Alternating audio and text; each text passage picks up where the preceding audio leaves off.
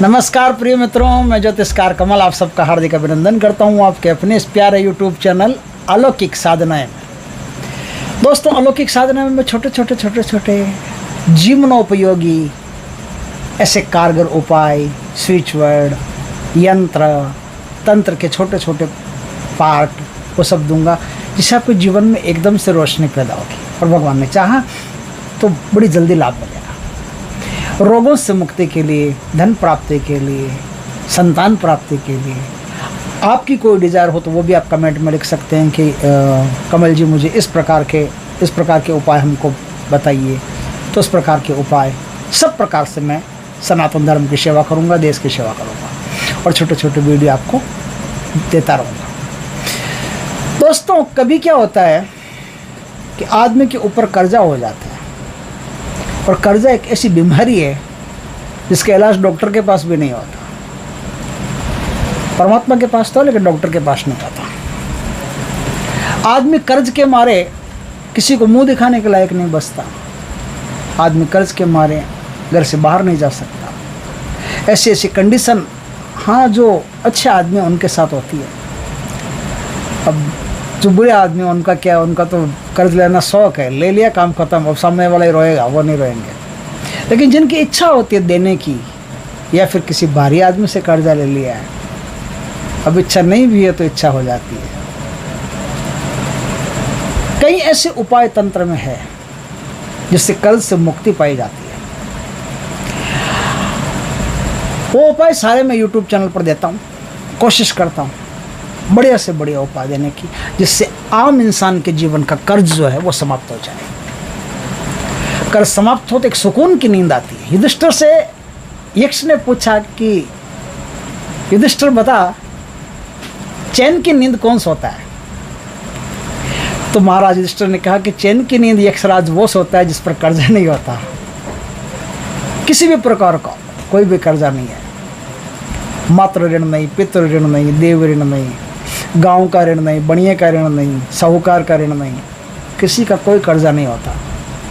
वो चैन की नींद सोता है। चैन की नींद सोना है तो कर्ज उतारना ज़रूरी है, और जीवन चलाना है तो कर्ज लेना भी पड़ता है।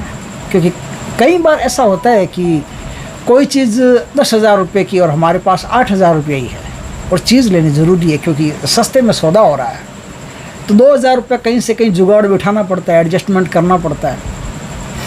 वो एडजस्टमेंट कर तो लेते हैं लेकिन वापस चुकता नहीं 2,000 रुपये वो। अब 2,000 हो सकता है, 2 लाख हो सकता है, 2 करोड़ हो सकता है।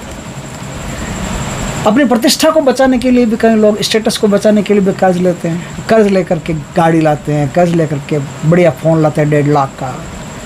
अब वो तो काम तो बेकार है। झूठ क्या दिखाना, जो तुम हो वही दिखाओ, लेकिन दिखाने के लिए ले लेते हैं। अब वापस उतरता नहीं। आज मैं एक छोटा सा अति छोटा सा, बहुत छोटा सा एक उपाय बताऊंगा, जिससे आपके ऊपर करोड़ों का कर्जा होगा तो भी उतर जाएगा, अरबों का होगा तो भी उतर जाएगा, और देखते देखते उतर जाएगा, बहुत जल्दी उतर जाएगा। कोई देवी शक्ति लाकर के आपके चौक में, आपके घर में, फ्लैट में ऐसे धन की गांठ बांध करके नहीं फेंकेगी। रास्ते बन जाएंगे ऐसे आपके जीवन में जिससे आप कर्ज चुका सको। ऐसे रास्ते बन जाएंगे, काम के रास्ते बन जाएंगे, धन प्राप्ति के रास्ते आपको मिलेंगे, लाभ के अवसर प्राप्त होंगे। बस आप पे बुद्धि होनी चाहिए। बुद्धि से उन अवसरों को बुना लिया तो फटाफट आप अपना कर्ज चुका सकते हैं। समझे बात? इसमें कई चीज़ें होती है, जैसे तांत्रिक प्रयोग भी होते हैं, जैसे टोने टोटके भी होते हैं, जैसे साधनाएं भी होती है। और एक चीज़ और होती है जो इटालियन स्विच वर्ड या स्विच वर्ड जिसे कहते हैं, वो पाश्चात्य संस्कृति से अपने देश में आए हैं। और हम तो भारत वाले हैं, विदेश से जो चीज़ आती है वो तो पहले अपनाते हैं।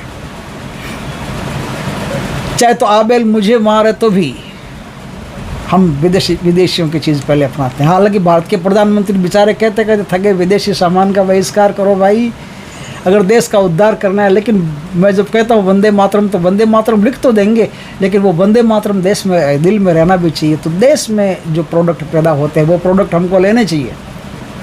विदेश से आने वाले प्रोडक्ट का बहिष्कार करना चाहिए, लेकिन हम नहीं कर पाते क्योंकि कई बातें ऐसी होती है जो देश के प्रोडक्ट में नहीं होती। और वो बड़े महंगे भी होते हैं। इसलिए महंगे सस्ते के चक्कर में आदमी फिर कंप्रोमाइज कर लेता है और ले लेता है। प्रोडक्ट की बात नहीं है, जब प्रोडक्ट उनके हम ले सकते हैं तो उनकी चीज़ों पर भी हमारा अधिकार हम ले सकते हैं।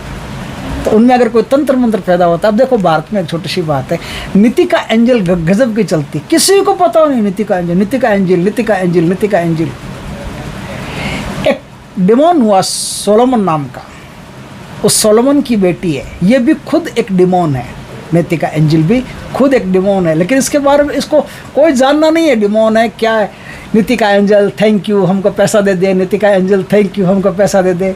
कईयों की ज़िंदगी में हुआ भी है उद्धार, आया भी है पैसा, ऐसी बात नहीं है कि नहीं आया, लेकिन सबकी ज़िंदगी में नहीं आ सकता, क्योंकि भारत में एक प्रॉब्लम है, मुसलमानों में भी है, हिंदुओं में भी है, सिखों में भी है, ईसाइयों में भी, सब में भारत में जो रह रहा है उनमें एक प्रॉब्लम। वो क्या करते हैं ना, बिड़ते मंदिर जाना शुरू कर देते, बचपन से अपने बच्चों को मंदिर ले जाना शुरू कर देते हैं, बच्चे जाते हैं मंदिर। मुसलमान अपने बच्चों को अंगुली पकड़ करके अल्लाह अकबर करते करते नमाज पढ़ाने के लिए ले जाते हैं। सिख अपने बच्चों को गुरुद्वारे ले जाते हैं, वो गुरुद्वारे चले जाते हैं, ईश्वर की आराधना में मस्त रहते हैं। क्रिश्चियन जीसस क्राइस्ट टिक टिक टिक टिक करके वो भी अपने जाते रहते हैं। अब आप यार यदि देवी शक्तियों का आह्वान करते हो तो आपके अणुओं में तो देवताओं का वास हो गया, और जिनके अणुओं में देवताओं का वास हो गया उनको डिमोन क्यों देगा? आप तो उनकी विपक्षी पार्टी को, हाँ जो नहीं है उनकी पार्टी का, उसके जीवन में तो फ़ायदा होता है, उसको डिमोन देता है, और डिमोन देकर के फिर धीरे धीरे उसके माइंड को अपनी तरफ लाने की कोशिश करता है, शैतानों की दुनिया की तरफ। लेकिन आज जो मैं स्विच वर्ड, जो एंजल वर्ड आपको सिखाता हूँ, वो कोई डिमोन का नहीं है, वो देवताओं का ही है। वो लोग अपने हिसाब से पुकारते हैं, इटालियन स्विच वर्ड अपने हिसाब से पुकारते हैं। ये स्विच वर्ड ऐसा स्विच वर्ड है जिसको चेंट करने से आपके जीवन में ऋण संबंधी जो भी प्रॉब्लम है सब फट से दूर होगी। इसके लिए कुछ काम करना पड़ेगा, अगर एडिशनल काम आप करते रहें तो बहुत बढ़िया रहेगा। जो स्विच वर्ड आज मैं बताऊं, उस स्विच वर्ड को ग्रीन पेन से एक कांच की ग्लास की जो होती है गिलास, जैसे ऐसी कोई गिलास होती है, कांच वाली गिलास आती है ना, बड़ी वाली ले लेना, उस कांच की गिलास पे और जो स्विच वर्ड बताया वो स्विच वर्ड आपको ग्रीन पेन से लिखना है। ग्रीन पेन से लिखना है, नीचे लिखना है आपके ऊपर कितना कर्जा, जैसे 1.5 करोड़ का है, जैसे 200 करोड़ का है, जैसे 500 करोड़ का, जो भी है, या 1,500 रुपये का है, या 1.5 लाख रुपये का, जो भी है, वो जो भी आपके ऊपर कर्जा, वो कर्जा उसके नीचे लिखना है। लिख करके एक कल्पना करनी है कि एंजल मेरे इस जो मैंने कर्ज की रकम लिखी है, इस रकम को उतार रही है। अब आप पश्चिम की तरफ मुख करके बैठ जाइए, सुबह सुबह का टाइम, पश्चिम की तरफ मुख रख करके बैठ जाइए। आपका सुबह उनकी रात है, समझ रहा हूँ। इसलिए मैं कह रहा हूँ कि रात में अगर साधना करनी है तो ये जो साधना है आपकी, जो इस समय जिस समय आप साधना कर रहे हो उस समय वहाँ से जो पावर आपके पास आएगा वहाँ वो नाइट में आएगा, तो वहाँ वो नाइट है, तो वो उस समय वो पावर शक्तिशाली है। तो आप अर्ली इन द मॉर्निंग, सुबह सुबह गिलास को अपने सामने रख करके पश्चिम दिशा की तरफ मुख रख करके कुछ देर, जैसे भारत में हो तो 108 बार या 200 बार या 500 बार या जितना बार आप चेंट कर सकते हैं उतनी बार इसको चेंट कीजिए। गिलास पर त्राटक करते करते, गिलास पर त्राटक करते करते चेंट कीजिए। कर लिया आपने। अब क्या है, वो पानी आप पी लीजिए, खाली गिलास हो उसमें फिर पानी भर दीजिए, पानी भर के ढक के रख दीजिए।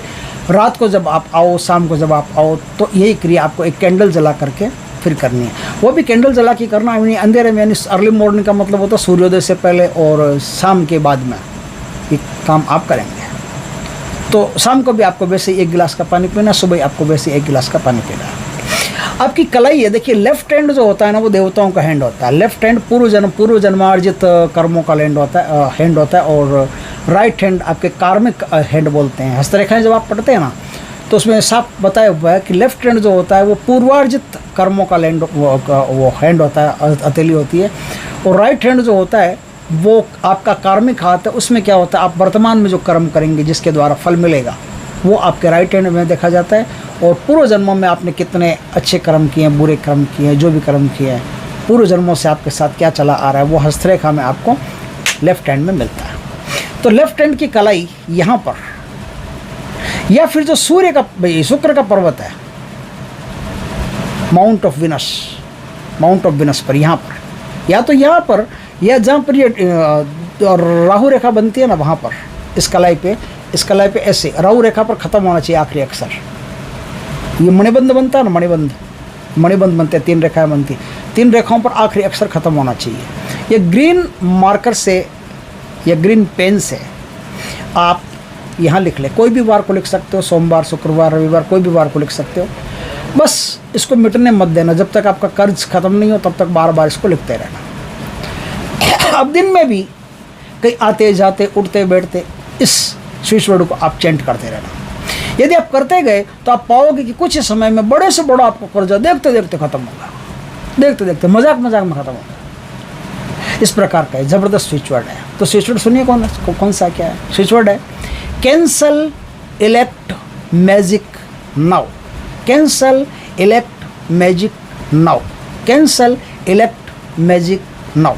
ये आपके स्क्रीन पर मैंने दे दिया है, आप उस वहाँ से नोट करके या जो भी करते हैं आप करके, और इस स्विच वर्ड का आप उपयोग कीजिए। इस प्रकार से उपयोग करेंगे तो आप कुछ दिनों में एकदम कर्ज के भार से हल्के हो जाएंगे और एक स्वतंत्र, एक खुली ज़िंदगी जी सकते हैं, जिसमें उन्मुक्त हवा हो, उन्मुक्त आनंद हो। दोस्तों, वीडियो अच्छा लगे तो लाइक करना, कमेंट करना, शेयर करना। पहली बार हमारे चैनल पर आए, चैनल को सब्सक्राइब करना, पास में जो बेल आइकन का बटन है वो दबा देना, ताकि हमारे ज्ञानवर्धक जानकारीपूर्ण वीडियो सबसे पहले आपके पास आ सके। वंदे मातरम दोस्तों, जय श्री कृष्ण।